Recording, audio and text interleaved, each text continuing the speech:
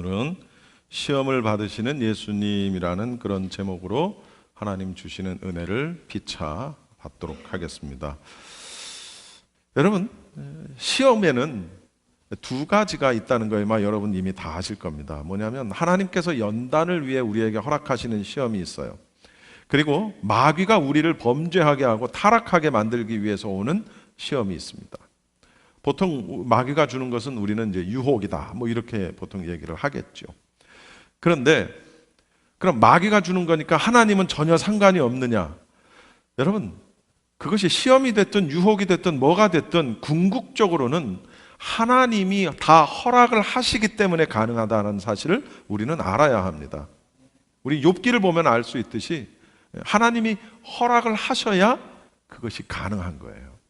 그런 의미에서 볼 때 그것이 시험이 됐든 유혹이 됐든 테스트가 됐든 템테이션이 됐든 모든 것은 다 하나님께서 섭리하시기 때문에 오시는 것이다. 우리가 근본적으로는 이렇게, 본질적으로는 이렇게 알아야 된다는 거죠. 그러니까 그것이 시험이 됐든 시련이 됐든 고난이 됐든 환난이 됐든 무엇이 됐든지 간에 우리는 낙심하거나 좌절감에 사로잡힐 필요가 없다는 사실을 우리는 알아야 합니다. 할렐루야. 모든 시험과 시련은 세 가지입니다. 하나님께서 우리에게 유익을 주시기 위해서 허락하십니다. 잘 들으세요. 모든 시험과 시련은 하나님께서 우리에게 유익을 주기 위해서 허락하십니다. 그것이 마귀의 유혹이 됐든 뭐가 됐든 궁극적으로는 그렇다는 거예요. 두 번째, 큰 은혜를 받은 후에 그런 일들이 있을 수 있고 큰 은혜가 우리에게 오기 전에 그런 시험과 시련이 올 수 있어요.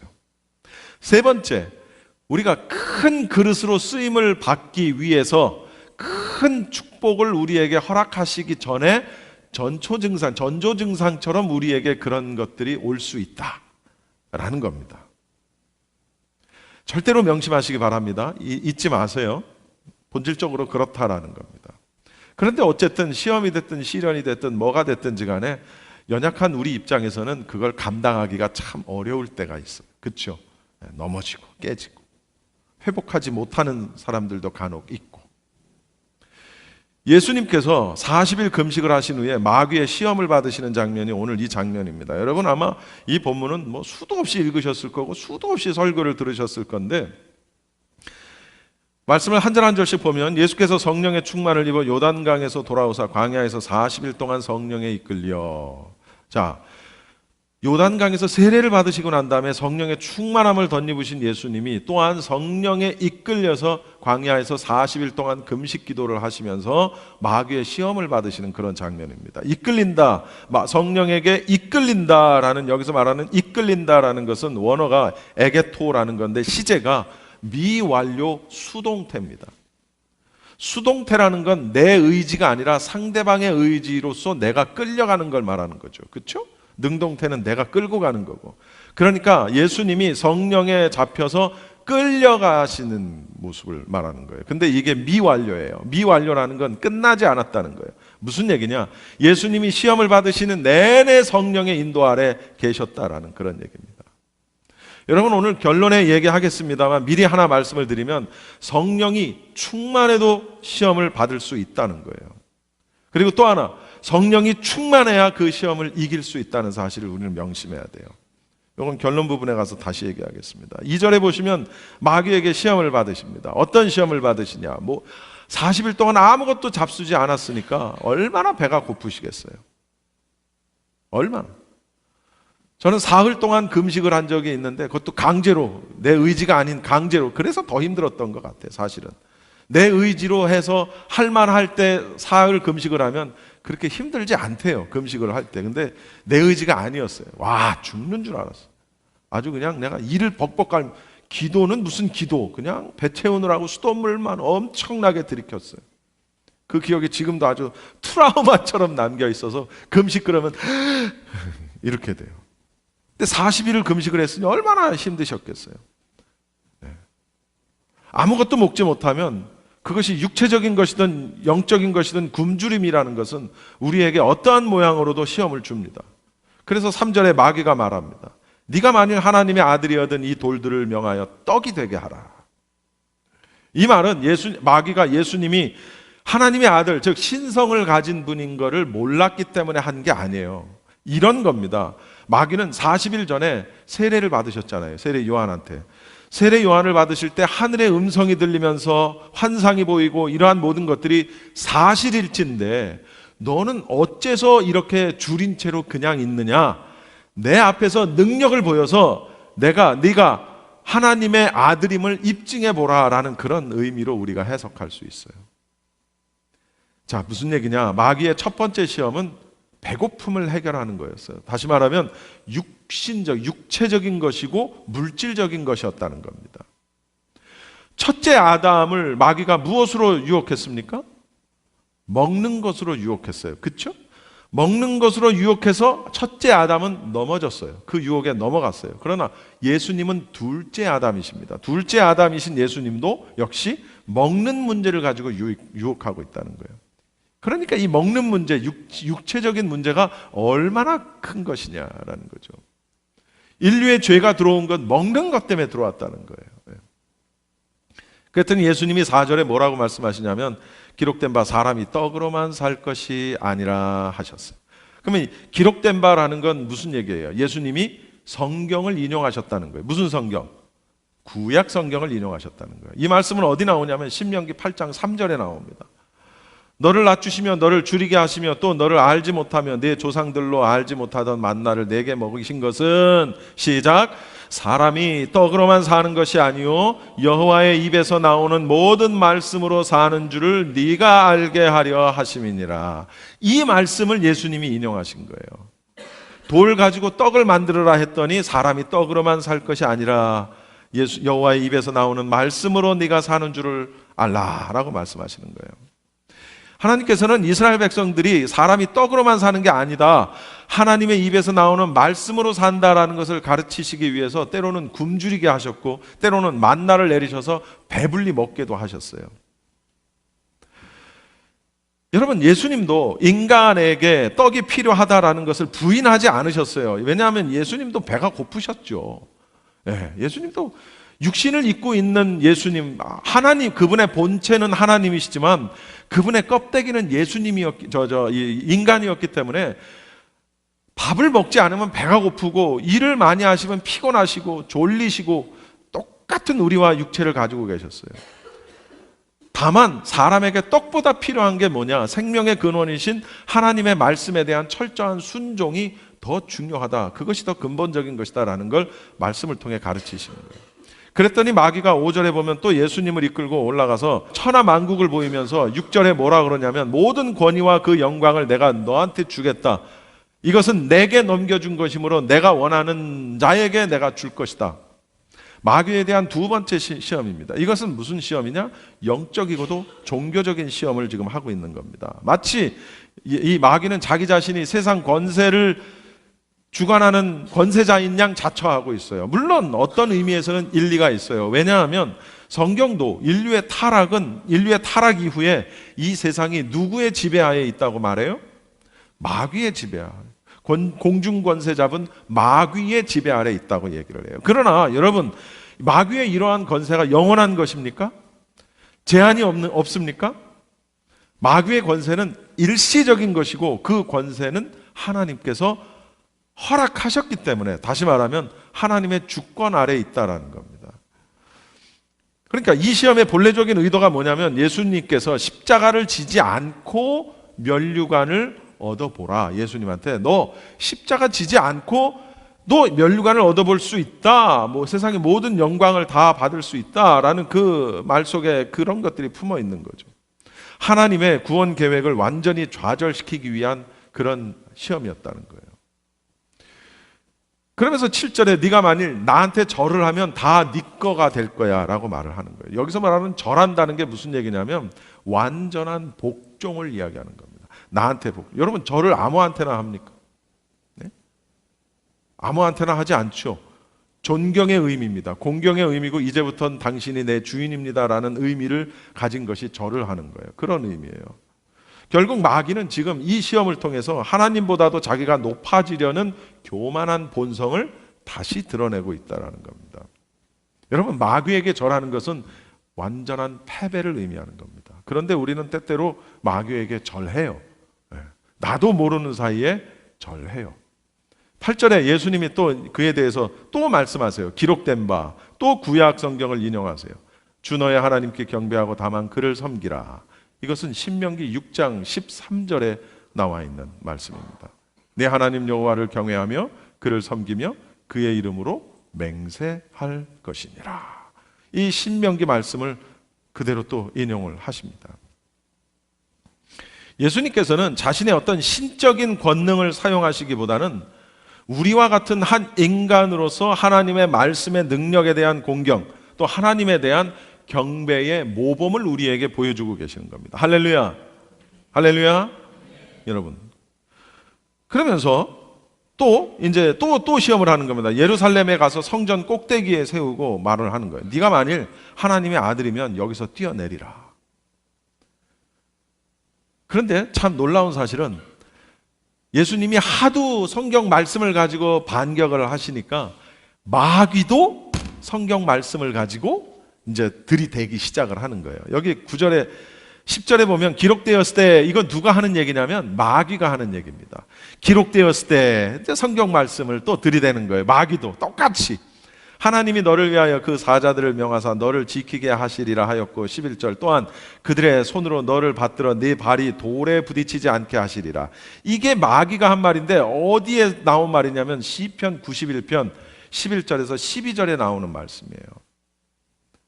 그가 너를 위하여 그의 천사들을 명령하사 내 모든 길에서 너를 지키게 하심이라. 시작. 그들이 그들의 손으로 너를 붙들어 발이 돌에 부딪히지 아니하게 하리로다. 희한하죠? 마귀도 성경을 인용해요. 정말 마귀는 그럴듯한 모습으로 우리를 유혹한다는 거예요. 여러분 잘 들으세요. 마귀는 뿔 달린 모습으로 우리에게 오지 않아요. 그럼 금방 알게? 금방 알잖아. 마귀는 무엇으로 가장을 한다고? 광명한 천사의 모습으로 가장을 하고 우리에게 온다는 거예요. 여러분, 사랑을 이야기하고 평화를 말하고 인권을 얘기하고 평등을 이야기합니다. 굉장히 긍정적인 요소들이죠. 그러나 그런 긍정적인 요소들이어도 그것이 하나님의 뜻과 맞지 않으면 거부할 수 있어야 한다는 거죠. 근데 우리는 이건 좋은 거니까 이거는 너무 아름답잖아. 사랑을 얘기하고 평등을 얘기하고 인권을 이야기하는 건데 무슨 살인, 폭력을 이야기하는 게 아니잖아. 이게 이제 속는 거예요, 우리가. 마귀는 속이는 자예요. 마귀의 또 다른 이름은 속이는 자. 우리를 속이는 거예요. 광명의 모습으로. 틀림없이 우리는 속습니다. 그럴듯한 모습으로 오기 때문에. 말씀으로 시험하는 마귀에 대해서 예수님께서도 또 역시 말씀으로 그 시험을 물리치십니다. 12절에 시작. 예수께서 대답하시되 이르시되 주 너의 하나님을 시험하지 말라 하였느니라. 여러분, 이 말씀은 신명기 6장 16절의 말씀을 인용을 한 거예요. 너희가 마사에서 시험한 것 같이 너희의 하나님 여호와를 시험하지 말고. 이스라엘 백성들이 마사 혹은 무리바라는 곳에서 물이 부족하니까 모세를 반역하고 심지어 하나님에게까지 도전하면서 시험하던 상황 속에서 주어진 말씀이에요. 이게 예수님께서 이 말씀을 하신 것은 하나님을 시험하고자 하는 마귀의 술책을 강력하게 대적하시기 위해서였다는 거죠. 자, 이것이 오늘 본문입니다. 그러면 우리는 이 본문 말씀을 가지고 그러면 어떤 것을 우리 삶 속에 적용시켜 볼 수 있느냐라는 거죠. 마귀의 시험은 세 가지였어요. 기억나십니까? 마귀는 육체적인 시험을 우리에게 했고, 영적인 시험을 우리에게 했고, 정신적인 시험을 우리에게 했어요. 사실 예수님께서는 마귀가 시험하려고 와서, 예수님 앞에 와서 이 돌들로 떡들을 이렇게 얘기했을 때 꺼져라 이씨 마귀 새끼들아, 내가 누군 줄 알고 와서 웃겨? 응? 이 돌들로 떡을 할 때 예수님이 얼마든지 꺼져 이씨 확 그냥 이렇게 하실 수 있단 말이에요. 그렇잖아요. 응? 얼마든지 그렇게 하실 수 있어요. 근데 그렇게 하지 않으셨어요. 애초에 차단하실 수도 있는데 그렇게 하지 않으시고 어떻게 했어요? 몸소 그 마귀의 시험을 다 받아들이신다라는 거죠. 그리고 그 시험을 극복하는 모범을 우리에게 보여주셨다는 거예요. 할렐루야. 여러분, 육체적인 한계에 오는 시험들, 자 보세요. 굶주리신 육체를 가지신 예수님께서 돌들을 가지고 먹을 수 있는 음식을 만들라는 거예요. 가장 필요한 거죠. 지금 당면한 가장 시급한 문제예요. 먹는 문제. 결국 이 문제는 무엇으로 연결이 되는 거 하니? 돈으로 연결이 된다는 거예요. 돈으로. 돈은 여러분, 우리가 인정하고 싶지 않아도 돈은 또 하나의 하나님이에요. 아닙니까? 돈은 하나님과 동급일 경우도 있고 어떤 경우에는 하나님보다 그 이상일 때도 있어요. 나를 살게 하는 도구가 돈이고 이 세상이 유지되게 하는 힘이 돈이에요. 돈의 위력은 무궁무진합니다. 돈으로 사랑도 살 수 있어요. 어떤 경우에는. 돈은 너무나. 여러분, 오병이어의 기적을 통해 알 수 있는 것처럼 예수님께서는 돌을 떡으로 만드실 충분한 능력이 있으셨어요. 그렇죠? 그러나 예수님은 예수님의 굶주림을 해결하기 위해서 그 능력을 사용하지 않으셨다는 거예요. 여러분, 우리가 기도하면 하나님께서 돌을 쌀로 만드실 수 있어요. 100불짜리 지폐만한 크기만큼 종이를 이만큼 잘라놓고 통성으로 금식으로 막 기도하면 하나님이 그 종이가 지폐가 되게 만드실 수 있을까 없을까? 헷갈리지? 하나님이 하시려고 하면 우리가 지폐만한 사이즈로 백지를 만들어 놓고 하나님 여기요. 에이 자식 참. 그래 알았어. 얼마든지 하실 수 있어요. 그렇죠? 그런데 하나님 그렇게 안 하신다고요. 못 하시는 게 아니고 안 하신다고요. 예수님이 돌들을 가지고 떡으로 만드실 수 있지만 안 하신다고요. 40일 금식 기도를 한 어떤 목사님이 돌아가는 길에 떨어져 있는 말똥, 소똥을 보고 그게 빵인 줄 알고 주워 먹고 돌아가셨다는 얘기를 내가 들은 적이 있어. 근데 이게 사실인지 아니면 이게 그만큼 배고프다는 걸 희화화한 건지 잘 모르겠어. 근데 사실인 것처럼 근데 그럴 수 있다는 거예요. 여러분, 하루만 굶어봐요. 신경은 날카로워지고 모든 게 다 먹는 걸로 보이고. 제가 군대에 있을 때 그렇게 뭡니까 그거? 그 치킨. 그 양념치킨이 얼마나 먹고 싶은지 환장하겠더라고. 근데 이제 제가 전방 GOP에 투입하기 전에 그 특공 훈련을 투입 훈련을 다 받고 한 일주일인가를 이제 쉬게 해요. 훈련을 받고 난 다음에 투입되기 일주일 전에 아무것도 안 시켜요. 군대에서 또 그렇게 또 그런 것도 있더라고요. 그리고 가족 면회를 해요. 가족들이 공식적으로 오게 해요. 이제 전방을 들어가기 때문에 어떻게 될지 모르니까. 근데 우리 어머니가 오셨는데 양념치킨을 사가지고 오신 거야. 양념치킨이 그렇게 먹고 싶어가지고 막 여기서 양념치킨을 사가지고 오셨어요. 이야, 여러분, 제가 있던 양구는 차 한 번 타고 오지도 못해.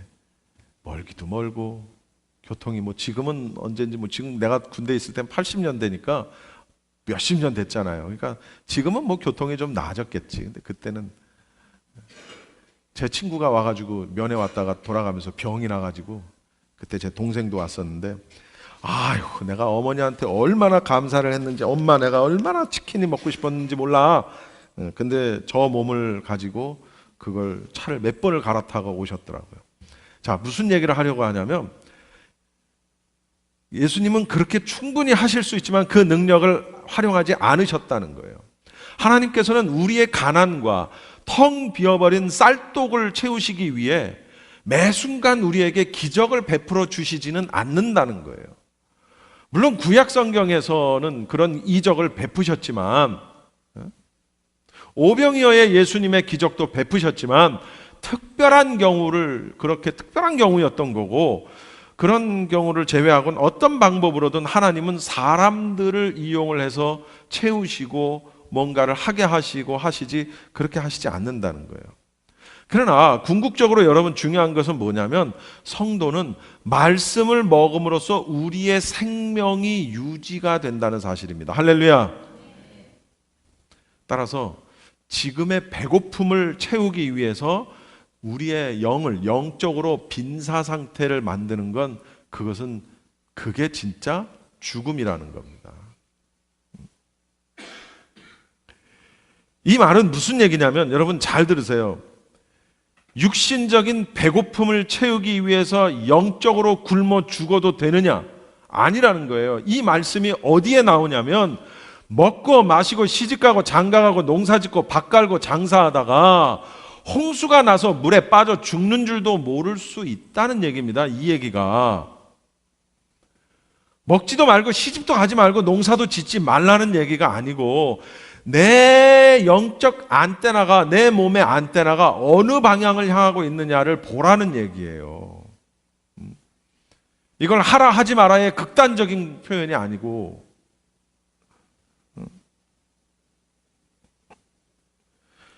여러분 이 얘기는 어느 누구에게 특정한 분에게 하는 얘기가 절대 아닙니다. 시험 받지 마십시오. 저는 제가 목회를 하면서 늘 이런 생각을 했어요. 뭐냐면 우리는 몸이 안 좋은데 내일 직장에 출근하지 못할까 봐 오늘 주일 교회를 빠지는 경우는 있어요. 그렇죠?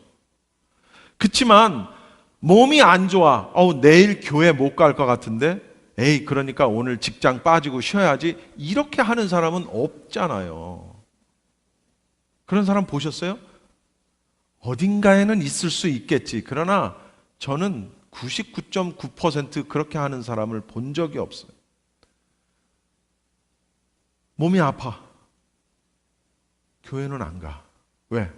쉬어야 돼. 그래야 내일 출근하거든. 근데 몸이 아파. 내일 교회 못 갈 것 같아. 그러니까 직장을 빠져서 오늘 쉰다? 있을 수 없는 일이죠. 여러분, 생각해야 해요. 이렇게 생각하십시오, 여러분. 자, 지금 내가 몸이 아파요? 아니면 컨디션이 안 좋아. 그러면 이렇게 생각하세요. 지금 내가 몸이 안 좋고 컨디션이 안 좋은데 지금 이 상태면 내가 회사에 갈 수 있나? 스스로에게 질문하는 거예요. 만약 지금 내가 아프고 컨디션이 안 좋은데 회사를 가야 하고 그런데 회사를 갈 수 있다. 그러면 교회도 와야 되는 거예요. 근데 내가 몸이 아파. 컨디션이 너무 안 좋아. 회사도 못 가겠어, 지금. 그러면 교회를 빠져도 하나님이 이해하실 거라는 거예요. 네. 무슨 얘기인지 이해하세요? 저는 제가 11년 목회를 하면서 이 얘기 처음 하는 거예요. 저는 제가 이 얘기를 그동안 그렇게 하고 싶었는데 혹시 누군가가 시험 들까 봐 우리 교인들은 거의 전부 다지 뭐. 아프면 빠지더만. 근데 우리 교인만 그런 게 아니에요. 어느 교회나 어느 교인들도 다 그렇게 해. 아프면 빠져. 그리고 그 다음날 출근해. 잘 쉬고. 그런데 교회 못 갈까 봐 직장 전날 잘 빠지고 잘 쉬는 사람은 본 적이 없다고. 자, 무슨 얘기냐? 그렇게 하라는 얘기가 아니고 제 말의 본질은 뭐냐면 아까 얘기했던 내 몸의 안테나가 내가 육신적인 것을 향하고 있느냐 영적인 걸 향하고 있느냐를 구분하시라는 얘기입니다. 네. 아프면 교회 못 올 수 있죠. 네, 못 올 수 있죠. 개인적인 얘기해서 죄송합니다만 우리 홍인재 권사님 같은 경우에는 아프면서도 교회 오세요. 그런 적 많았어요. 설령 예배 드리고 식사도 못하고 다시 집으로 돌아가실지언정 예배 오세요. 완전히 자리 놓고 못 일어나지 않는 이상은 예배 오세요. 그리고 일찍 가실지언정. 저는 이게 참 귀하다. 귀하다. 몸이 아프면 그냥 쉬지 뭘 그렇게까지가 아니라니까요. 우리가 육체적인 시험들과 시련들에 있어서는 굉장히 넘어지기가 쉽다는 거예요. 그래서 우리의 영적인 방향이 육신적인 곳에 육신적인 것을 가리키지 않고 영적인 곳을 늘 향할 수 있도록 우리 자신을 조절해야 된다는 거예요. 할렐루야.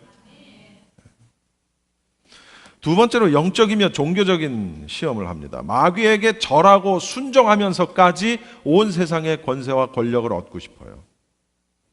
하나님 외에 다른 것을 섬기지 말라는 말씀처럼 오직 여호와 하나님만을 경배해야 합니다. 저는 이 말을 해야 될까 말아야 될까, 우리 집사람은 맨날 나한테 무슨 목사 무슨 까는 얘기는 하지 말라고 그러는데, 사실 제가 볼 때 목사가 문제지 성도들이 문제인 경우는 별로 없어요. 솔직히 그래요. 여러분, 일반 사람들이, 일반 평신도들이 뭔가 막 높은 자리에 올라가려고 애쓰는 사람 그렇게 많지 않아요. 그런데 목사들 중엔 그런 사람들이 있어. 물론 목사들도 다 그런 건 아니에요. 오해하지 마세요. 무슨 얘기 하려고 그러냐면, 장로교회는 총회장이라는 게 있어요. 감리교회는 감독이라는 게 있어요. 총회장과 감독을, 사실 그거 봉사직이거든요. 그 봉사직이에요. 근데 난 얼마나 봉사가 하고 싶으면은 세상에 돈을 먹이면서까지 총회장을 하려고 그래. 봉사 정신이 얼마나 투철하면 돈을 먹여서 감독이 되려고 그래. 이거 참, 봉사를 저렇게 돈을 먹여면서까지 감독을 하려고 하고 총회장을 하려고 하니, 하나님이 참 기뻐하시겠다, 내가 속으로. 그렇게 높은 자리에 올라가고 싶나? 죄송한 얘기지만 저희 노회에 사실 군번으로 따지면, 우리 남자식으로 얘기하면 군번으로 따지면 저는 노회장을 벌써 했어야 돼요. 근데 지금까지도 안 하고 있어요. 그럼 제가 겸손해서 그러냐? 제가 노회장을 안 하는 이유는 겸손해서가 아니라 그런 게 싫어. 귀찮아. 싫어. 능력도 안 돼. 그러니까 맨날 제 후배들이 벌써 몇 명이나 노회장을 했어요. 어느 날은 노회장 내가 노회장이 되어야 될 타이밍인데, 어떤 목사님이 노회장을 이제 이렇게 나올 거래. 그럼 나하고 그 사람하고 투표를 붙여야 된대.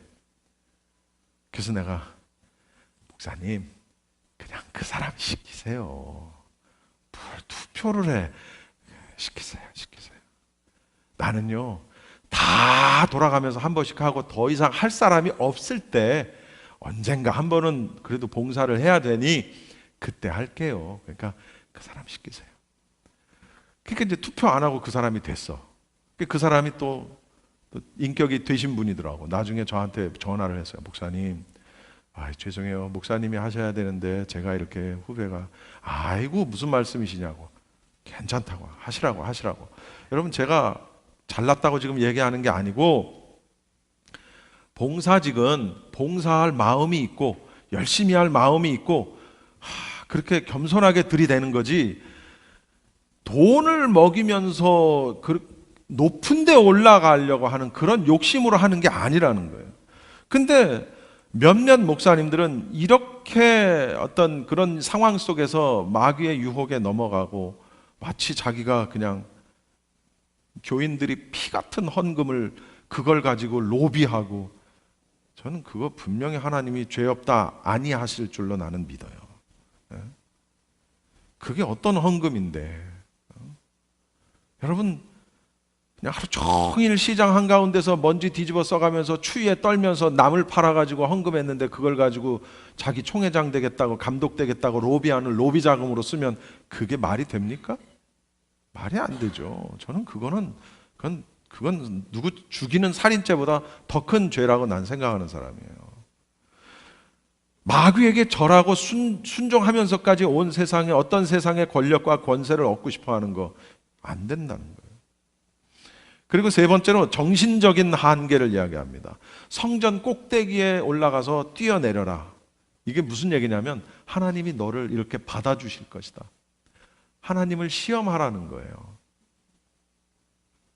예수님이 뭘로 이걸 이겨내셨죠? 주 너의 하나님을 시험하지 말라. 어떤 사람이 홍수로 물이 불어가지고 다리가 무너졌어요. 근데 그 강을 건너가야 되는데 다리가 없잖아요. 그랬더니 이 사람이 교회 다니는 사람이에요. 생각해냈어요. 아하, 베드로가 물 위를 걸었지? 생각합니다. 나도 베드로처럼 물 위를 걸을 수 있어 라는 믿음을 가지고 하나님이 나를 붙잡아 주실 거야 하고 건넙니다. 건너자마자 물에 빠져서 그냥 휩쓸려서 죽어버렸어요. 이 사람이 몰랐던 게 있어. 베드로는 예수님이 건너오라 했으니까 건너간 거지. 지는 예수님이 건너오라고도 안 했는데 지가 그냥 건너간 거라고, 하나님이 지켜주시겠지 하고 그냥 건너간 거예요. 하나님을 시험한 거예요. 여러분, 물론 중간에 베드로가 주님만을 바라보지 않고 물을 바라보면서 빠지기도 했지만 예수님이 어쨌든 걸어오라 하셨으니까 예수님이 건져주셨잖아요. 끝까지 책임져 주신 거예요. 이 물에 빠져 죽은 사람은 건너오라고도 안 했는데 지가 건너다 빠져 죽은 거예요. 여러분, 그게 믿음입니까? 하나님을 시험하는 거예요. 우리가 하나님을 시험하는 때가 얼마나 많은 줄 아세요? 여러분, 다니엘과 세 친구들은 사자굴 속에서도 살았어요.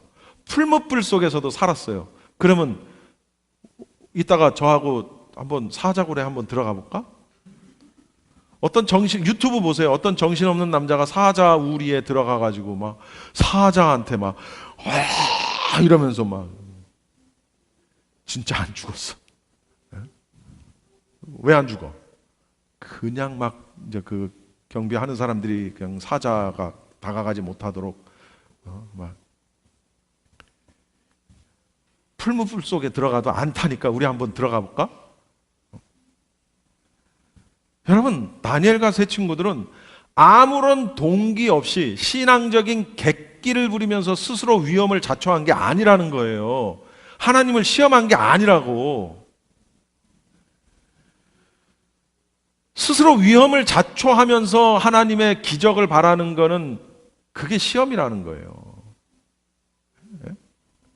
화약을 몸에 안고 불 속에 뛰어들어가면서 안 터질 거야. 안 터지기는,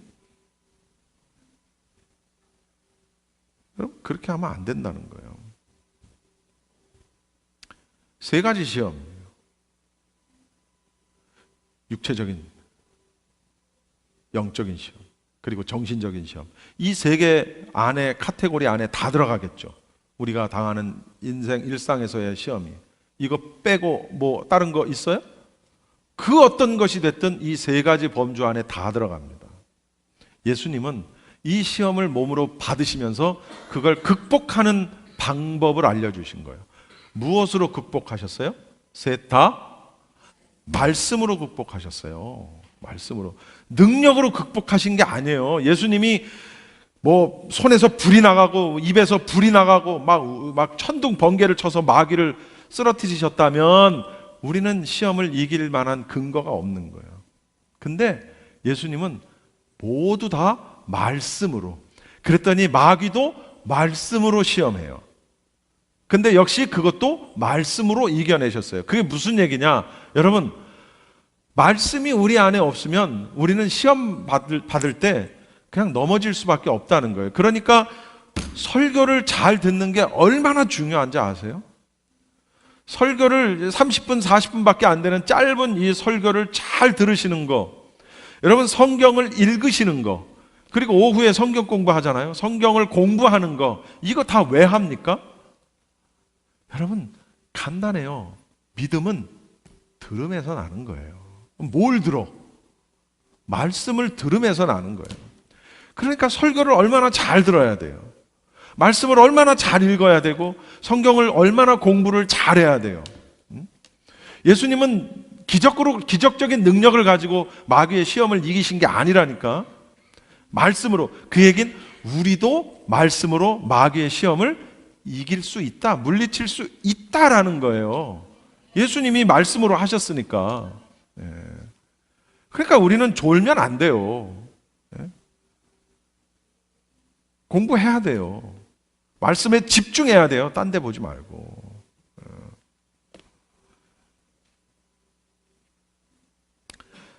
이야기 하나만 하고 마치겠습니다. 여러분, 그 괴테의 그 저술 가운데, 책 가운데 파우스트라는 책이 있습니다. 혹시 읽어보신 분 계세요? 저는 이 괴테의 파우스트라는 책을 제가 중학교 때 읽었어요. 근데 참나, 뭔 소린지도 모르고 읽었어요. 예. 뭐야, 읽으면서도 이게 뭐라는 거야. 나중에 이제 파우스트가 무슨 얘기인지를 제가 알았어요. 여러분, 정말 기회가 되시면 파우스트라는 책을 꼭 한번 읽어보시기를 제가 권면을 드립니다. 이런 내용입니다. 파우스트는 사람의 이름인데 굉장히 박식한, 지식이 많은 학자였어요. 그런데 이 파우스트가 얼마나 이 지식에 대한 욕심이 많았냐면, 자신이 가지고 있는 이런 속세적인 세상적인 지식에 만족을 하지 못하고 악마가 가지고 있는 지식까지, 인간의 한계를 뛰어넘는 마귀가 가지고 있는 지식까지도 갖고 싶었어요. 그래가지고 파우스트는 자기의 영혼과 마귀의 지식을 교환합니다. 무슨 얘기냐면 자기 영혼을 파는 거예요. 그 마귀의 지식을 얻기 위해서.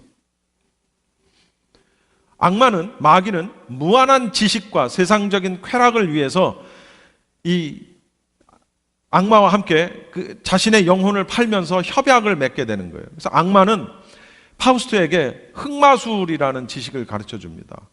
그리고 여러 방면으로 이 파우스트는 흑마술이라는 이런 걸 사용을 하게 돼요. 그래서 악마는 이 파우스트가 여자와 술, 이런 유혹을 주게 되고 세속적인 쾌락을 계속해서 보여줌으로써 파우스트를 결국은 타락과 쾌락을 추구하는 인간으로 변하게 만들어 버립니다. 결론이 뭐냐? 결국 파우스트는 영혼을 악마에게 최종적으로 이제 뺏기게 됩니다. 이 괴테 소설 파우스트에서는요, 악마와의 거래에 따른 고통의 대가를 죽음 이후에 받게 된다라고 말을 합니다. 완전히 성경 이야기죠. 초기 이야기에서 파우스트는 능력을 받아요. 왜? 자기 영혼을 악마에게 팔면서 악마가 가지고 있는 능력을 자기가 샀기 때문에 자기가 능력을 받고 온갖 것들을 다 합니다. 그런데 그러다 보니까 자기가 지은 죄가 너무 커가지고 돌이킬 수 없는 손상을 입어요. 용서받을 수 없는 상황이 돼버립니다. 그리고 어느 순간 악마와의 계약 기간이 끝나버립니다. 그게 뭘 얘기하는 거예요? 죽음을 이야기하는 거겠죠. 악마는 그를 지옥 속으로 떨어뜨려 봅니다. 그리고 파우스트는 영원한 고통 속으로 들어가는 것으로 마무리를 지어요. 제가 짧게 얘기를 했는데 여러분 한번 읽어보세요. 파우스트라는 책을. 저는 그때는 읽으면서도 무슨 소리를 하는 건지 참 어렵다고 느꼈어요. 중학생의 입장에서는 파우스트라는 책이. 근데 나중에 이 파우스트를 알게 됐어요. 저는 가끔 그런 생각을 했어요. 내가 파우스트처럼 한 거가 있지는 않을까? 이건 무슨 얘기냐면 우리가 살면서 우리의 신앙을 지키기 위해 노력을 할 때도 있지만, 그러나 나의 육적인 것, 나의 영적인 것, 혹은 나의 정신적인 만족과 쾌락을 위해서 마귀와 협상을 하고, 이 정도는 괜찮아. 그런 적 없어요, 우리? 있을걸요. 이 정도는 하나님도 이해해 주실 거야. 아픈데 뭐, 배고픈데 뭐, 내가 로또에 당첨되면 내가 교회도 지을 건데 뭐, 내가 가난한 사람도 많이 도울 건데 뭐 어때? 이를테면 이런 거예요. 오늘 말씀 1절에 보면 예수님이 시험을 당하실 때 누구와 함께 있었습니까? 성령이에요. 여러분, 성령이 충만할 때도 시험 받을 수 있다는 거예요. 또 성령이 충만해야 시험에서 이길 수 있다는 것도 우리 알아야 돼요. 할렐루야. 저는 아직은 팔다리가 힘이 있고 건강합니다. 그래서 어지간한 돌부리에는 제가 걸려도 넘어지지 않아요. 몸이 휘청거릴지언정 꽈당 하고 넘어지지 않아요. 그런데 우리 김재순 권사님은 요만한 돌부리만 있어도 꽈당 하고 넘어져요. 왜요? 기운이 없으니까. 다리에 힘이 없으니까. 몸에 힘이 없으니까. 한국에서 길에 걸어가다가 넘어진 적도 많아요. 그래가지고 팔도 부러진 적도 있고 많아요. 힘이 없으니까. 여러분, 이걸 그대로 우리가 영적으로 적용을 하면 똑같아요. 영적인 영성이라고 그러죠. 우리가 영빨, 우스갯소리로 영빨, 영성, 영적 신앙적 그 믿음의 어떤 깊이가 없고 성숙되지 못한 신앙을 가진 사람은 좋을 땐 다 좋아. 그러나 어떤 시험과 시련이 있고 누군가의 어떤 그 상처받는 말을 듣거나 그런 상황을 목격했을 때 너무 쉽게 넘어지는 거예요. 왜? 영적인 힘이 없으니까. 그런데 성령이 충만하고 성령의 이끌림을 받는 사람은 어지간한 어떠한 시험과 시련이 나에게 와도 그걸 능히 이겨낼 수 있는 거예요. 굉장히 중요한 거예요. 생각하셔야 돼요. 내가 쉽게 너무 좌절하고 쉽게 너무 넘어지고 내가 너무 쉽게 상처받고 그러지 않나? 물론 그렇게 하면서 이제 점점 신앙이 커지고 굳은 살이 배기고 삐쭉삐쭉 했던 돌뿌리들이 하나씩 다듬어지면서 정을 가지고 다듬어지면서 동그랗게 만들어지면 동그란 것이 큰 동그라미면 어지간한 돌뿌리는 그냥 타고 넘어가는 거예요. 그렇게 신앙이 커지는 거예요. 시련과 시험을 통해서. 근데 반드시 우리는 성령과 함께 해야 된다는 거죠. 그러니 우리가 말씀을 알고 성령과 동행하는 삶이 얼마나 중요해요.